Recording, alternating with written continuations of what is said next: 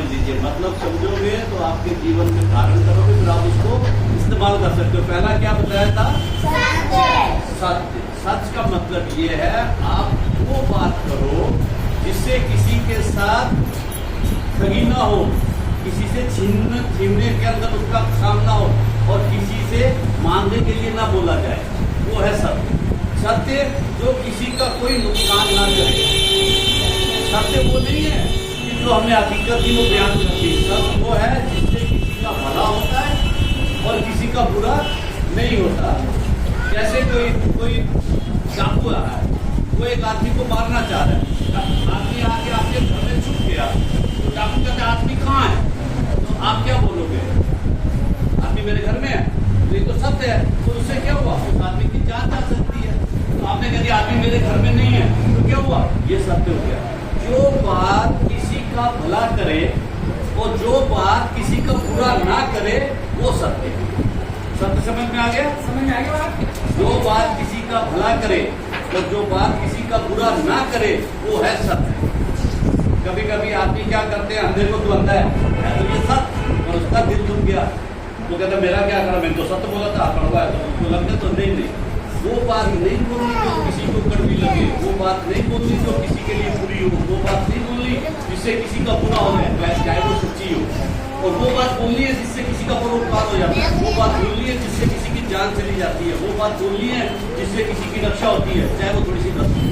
तो सत्य वो जिससे किसी का बुरा ना हो, सत्य वो जिससे किसी का भला हो। समझ में आ गया सर? दूसरा क्या था? संतोष का मतलब होता है जो आपके पास है उसको रियलाइज करो और उसके ऊपर गर्व करो। अगर मेरे पास 2 हाथ है तो मुझे इस पे गर्व होना चाहिए। मेरे पास 2 हाथ है, मेरे पास 100 रुपया, तो मुझे गर्व होना चाहिए मेरे पास 100 रुपया। मैं अगर 1000 रुपया देखे अपने आप को दुखी कर लूँ कि मेरे पास तो सिर्फ 100 ही है, तो क्या होगा? आप दुखी हो जाओगे। और जितना आपके पास है उससे आप सेटिस्फाइड हो, उससे आप संतुष्ट हो, तो उसे कहते हैं संतोष। जो मेरे पास है, जो भगवान ने मुझे दिया है, मैं उसमें ही खुश हूँ, उसे कहते हैं सेटिस्फैक्शन। जितना हमारे पास है उसी में हम खुशी हैं, ये संतोष। तीसरी बात क्या है? दया। दया का मतलब होता है किसी के ऊपर में मर्सी करना, किसी के ऊपर में। अगर आपने देखा किसी आदमी कोई भूखा है तो आपके दिल में भावना है मैं इसको खाना खिला दूं, तो आपको दया आई, उसको खाना खिला दिया। कोई गिर गया तो आपने दया करके उसको उठा दिया, है ना? कोई अंधा है, रास्ता नहीं पार कर सकता, आपने उसको रास्ता पार कर दिया। किसी के लिए बिना किसी स्वार्थ के, उसकी मदद करने की जो भावना रखी जाती है उसे कहते हैं दया। स्वार्थ के बिना किसी की मदद करने को दया कहते हैं। दया होनी चाहिए दिल के अंदर कि आप निस्वार्थ लोगों की हेल्प कर सको, वो होगी दया। चौथा क्या था? धर्म। धर्म बहुत बड़ा है। धर्म आपकी उम्र से बड़ा है। धर्म बेटे वो जो जायज है, जो राइट है, जो ठीक है, वो करना धर्म है। जो आपकी ड्यूटी है वो करना धर्म है। जो सत्य है और जो नेचुरल है वो करना धर्म। हिंदू धर्म नहीं है, सिख धर्म नहीं है, इस्लाम धर्म नहीं है। धर्म क्या है? माँ का धर्म क्या है? बच्चे को दूध पिलाना। बाप का धर्म क्या है? अपने बच्चों की रक्षा करना। मित्र का धर्म क्या है? मित्र की सहायता करना। शिक्षक का धर्म क्या है?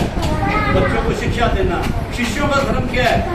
पढ़ना। ये है अपनी ड्यूटीज को रियलाइज करना, अपने फर्जों को, अपने कर्तव्यों को रियलाइज करना और उनको अपने जीवन में उनको करना, उसको कहते हैं धर्म। ये किसी व्यक्ति विशेष या किसी समुदाय विशेष से इसका ताल्लुक नहीं है। जो लोग अपने कर्तव्य का पालन करते हैं वो धार्मिक है, जो अपने कर्तव्य का पालन नहीं करते वो अधर्मी है। समझ गए? 5वां क्या था? धीरज का मतलब क्या होता है? पेशेंस। धीरज एक ऐसी चीज है, अगर इंसान के अंदर धीरज ना हो तो भूखा मर जाए। कैसे? जब हम जमीन के अंदर कोई बीज डालते हैं, उस बीज को पौधा बनने में 2 से 3 दिन लगते हैं, पर हमें विश्वास होता है कि हमने बीज डाला इसका पौधा बनेगा। और हम धीरज मतलब पेशेंस से 3-4 दिन चुपचाप बैठे रहते हैं, देखते हैं कि इसका पौधा बनेगा, तब इसकी पानी देंगे, इसको खाद देंगे। और अगर हमारे अंदर धीरज ना हो, पेशेंस ना हो, और हम बीज को थोड़ी थोड़ी देर बाद खोद खोद के देखना शुरू करते हैं कि ये उगा कि नहीं उगा, उगा कि नहीं उगा, तो क्या होगा, वो कभी भी नहीं उगेगा। तो धीरज सबसे बड़ा है कि आपने जो भी काम करा जीवन के अंदर, उसको जितना समय चाहिए पकने के लिए उतनी देर तक शांति से बैठे रहो। अगर आपने चावल चढ़ा दिए हैं तो चावल कितने देर में पकते हैं, 15 से 20 मिनट में। तो 15 से 20 मिनट आपको धीरज करना पड़ेगा, मतलब शांति से बैठ जाना पड़ेगा।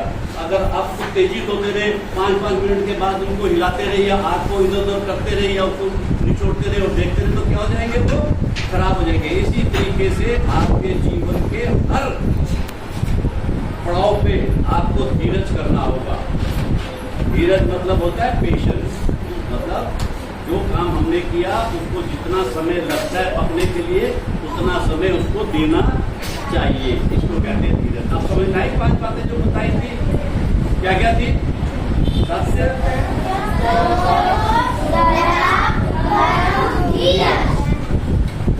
तो जब गुरु गोविंद सिंह जी ने अमृत छकाया, अभी आपने सुना ना 5 प्यारों के नाम, तो जब गुरु गोविंद सिंह जी ने अमृत छकाया ना, तो उन्होंने ये 5 गुण डाले। कैसे? जो पहले आदमी ने हाथ खड़ा किया था उसका नाम क्या था? दया। तो सबसे पहले क्या आनी चाहिए थी? दया। तो उन्होंने मनुष्यता के अंदर दया डाली, क्योंकि तौल धर्म दया का फूल। आप जितना भी अपना कर्तव्य तभी कर सकते हो जब आपके अंदर दया का भाव हो। पहला आया धर्म, दया। दूसरा क्या था? धर्म। तो जब आपके अंदर दया आएगी तब आप अपने कर्तव्य का पालन कर सकोगे, अर्थात तब आप धर्म कर सकोगे। तब आ गया धर्म। तीसरा क्या था? हिम्मत। जब आपके पास दया आ जाएगी, धर्म आ जाएगा, तो आपके पास अपने आप हिम्मत आ जाएगी, आपको काम करने की हिम्मत होगी।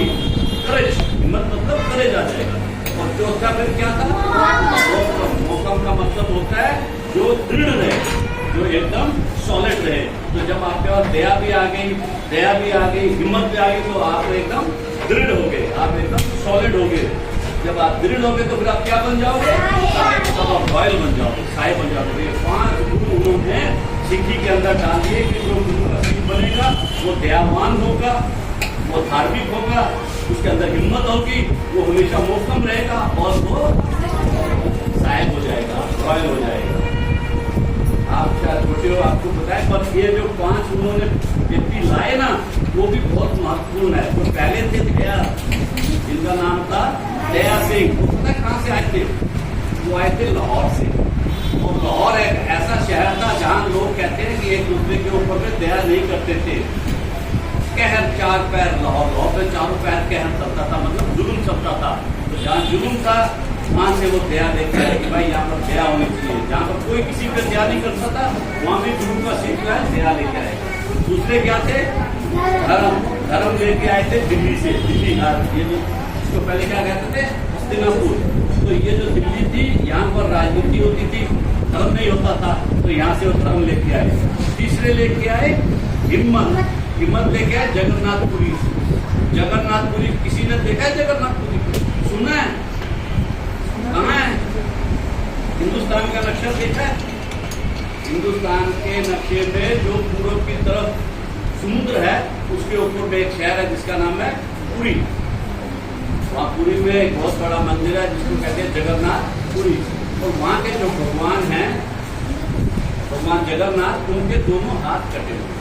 तो गुरु ने कहा जहाँ किसी के हाथ कटने से क्या होता है? उसकी हिम्मत चली जाती है। जिसके दोनों हाथ ही नहीं होंगे उसके अंदर हिम्मत कहाँ से आएगी? तो उन्होंने वहाँ से हिम्मत लेके आए जहाँ किसी के पास की हिम्मत नहीं थी। फिर वो चौथे क्या थे? मोकम मतलब होता है दृढ़ता। वो दृढ़ता लेके आए हिंदुस्तान के दूसरे कोने से, द्वारका, जो बॉम्बे की साइड में समुद्र के किनारे एक नदी थी जिसको भगवान कृष्ण ने बसाया था। पर वो नदी के नीचे का जो जमीन थी वो रेतीली थी, सैंड थी।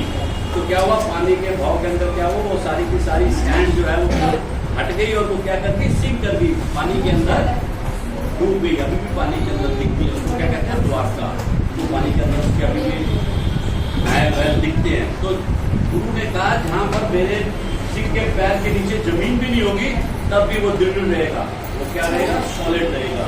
और पांचवें थे साहिब लेके आए थे विदर से। विदर एक दासी के बेटे के द्वारा, जो विदुर थे उनके द्वारा बसाया गया एक नगर था विदर। तो जहाँ पर दासी के बेटे ने जो नगर बसाया था वहां से वो साहिबता लेके आए, रॉयल्टी लेके आए। तो ये 5 गुण उन्होंने सिक्कों में डाले ताकि हमेशा जीवन में तुम सफल हो। ठीक, किसी का कोई प्रश्न बोलो। समझ आया आपको? बेटा समझ आ रहा है?